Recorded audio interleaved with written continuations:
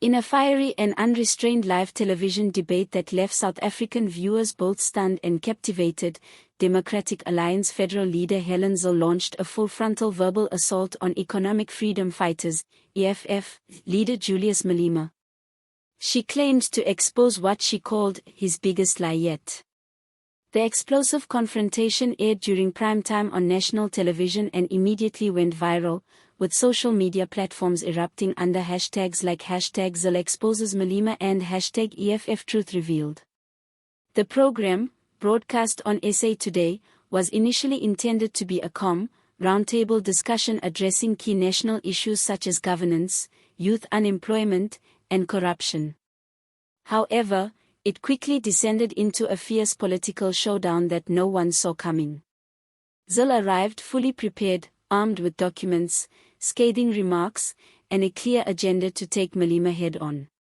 Her sharp, unrelenting tone left the EFF leader visibly unsettled and momentarily speechless, an unprecedented sight for the usually combative politician. The debate's pivotal moment came when Zille directly accused the EFF of misusing public funds through shell companies that had been awarded municipal tenders in regions under EFF's coalition control. "You talk about fighting corruption," she declared, "but your own hands are in the cookie jar. What about the contracts awarded in Tshwane and Ekhuruleni to companies linked to your inner circle? Is that your version of economic freedom?" At that moment, Zille revealed a leaked procurement report that allegedly implicated EFF associates in millions of dollars worth of irregular deals. She dared Malema to deny the authenticity of the report. Initially, Malema brushed off the accusations as white monopoly propaganda, but Zille was relentless. "This isn't propaganda, Julius," she retorted sharply. "These are official documents. If you believe they're fake, take me to court, or better yet, request an SIU investigation." For the first time, Malema appeared hesitant, his confidence giving way to evasive answers and attempts to divert the conversation. Meanwhile, social media exploded in real time. Viewers flooded platforms with reactions describing Malema's visible discomfort and Zille's unyielding persistence. In the studio, the tension was palpable. Gasps echoed through the crowd when Zille spread the documents across the table. Some audience members applauded in shock and admiration, while others simply stared in disbelief. The moderators struggled to regain control as the discussion spiraled into one of the most heated political clashes in recent broadcast memory. Within hours, clips of the altercation dominated feeds on X, TikTok, and YouTube, drawing millions of views and igniting nationwide debate. Political analysts swiftly weighed in, calling the event a public relations disaster for the EFF and a defining moment for Zille. In response, the EFF issued a terse statement dismissing her claims as manufactured rubbish, yet notably avoided addressing the specific documents she presented.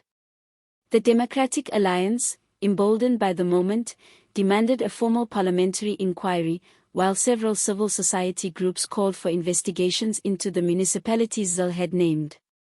For Julius Malema, whose reputation as an anti-corruption crusader and populist has long bolstered his political identity, the allegations threatened to leave a lasting stain, especially with national elections fast approaching. Zille, however, showed no signs of retreating. In subsequent interviews, she vowed to continue pressing the issue. "This is only the beginning," she declared. "Malema wants a war on corruption, he'll have it on his own doorstep."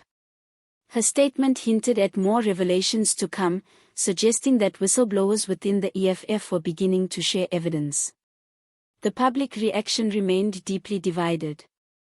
EFF loyalists accused Zille of launching a racially charged, politically motivated attack, while Malema's critics demanded swift action from law enforcement and government watchdogs. The nation's discourse grew more polarized than ever, with calls for accountability and transparency echoing across every sector of society. As the fallout intensifies, one thing appears certain: Julius Malema may have just endured the most politically humiliating episode of his career, while Hellen Zille stands more resolute than ever, determined to keep the pressure mounting and the spotlight burning bright.